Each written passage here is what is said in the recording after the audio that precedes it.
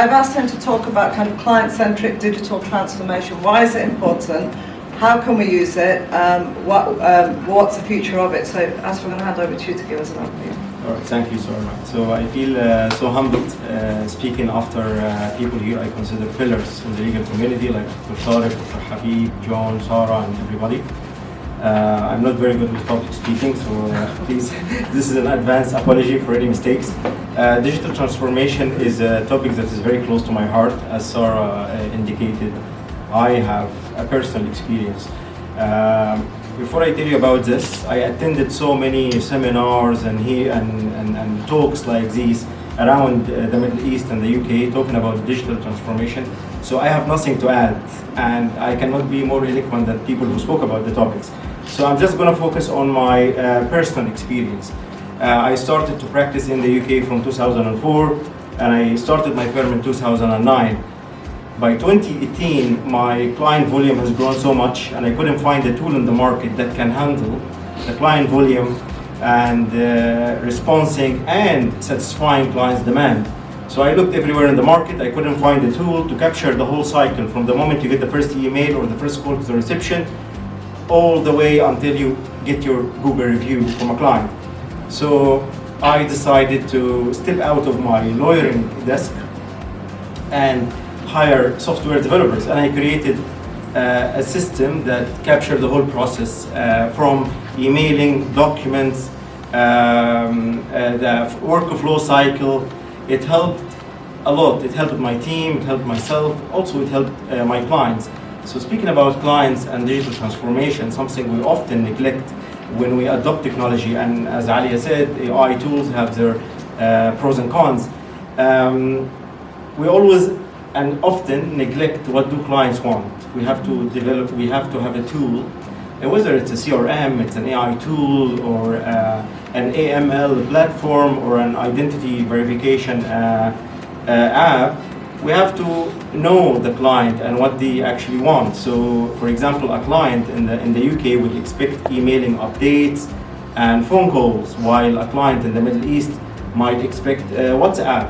Whether this is acceptable legally or not, it's debatable, but understanding what clients want is a key point while developing legal tools. Also understanding the culture of the firm that is developing the digital tool, whatever that is, whether it's an AI to do research or a CRM to handle client inquiries and provide updates.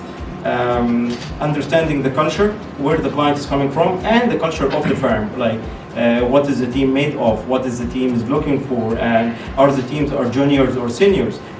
Some older generations than ours that are amazing law mentors and professors might be skeptical or might be reluctant to adopt technology, but their juniors or their junior associates might do that. So it's understanding the culture of the organization, what tool that would work for the founders, the seniors, the mentors, the juniors, and also the non-lawyers.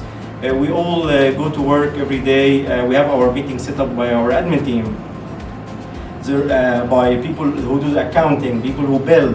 All these support system in a law firm, we cannot neglect it. I go to my firm in the morning, I don't know my calendar, so we need also a system that talks to this level of staff, of people who is non-lawyers, but their work is not less important than ours, and without them we cannot bill, we cannot serve our clients.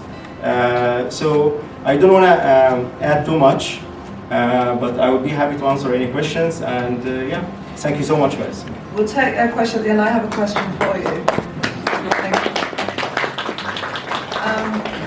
What about cultural sensitivity in tech design? We've heard a lot from all our panels today about those nuances in our region and in different regions, and we find that even, for example, in the courtroom, when we say, even to counsel who've come from here and come across that there's certain ways we speak, there's a respect for certain hierarchy, there's a way we speak to clients or opposition, and sometimes even depending on who it's supposed to be cross-examined, it's tailored.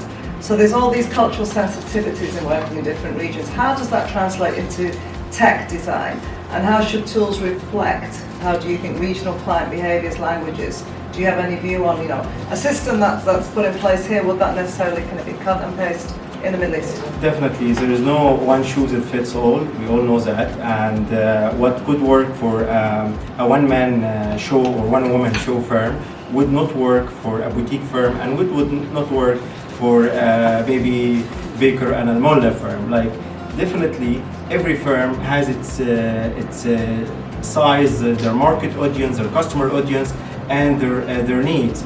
So we cannot just, that's why there are so many players in the market, and that's why you have so many CRMs that are being adopted.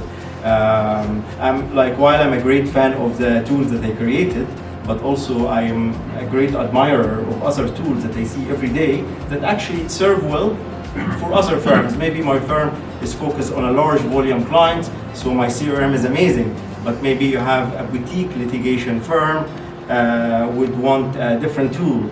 So definitely the culture of the client, the culture of the firm, and the people, and the type of work would define the right tool to choose.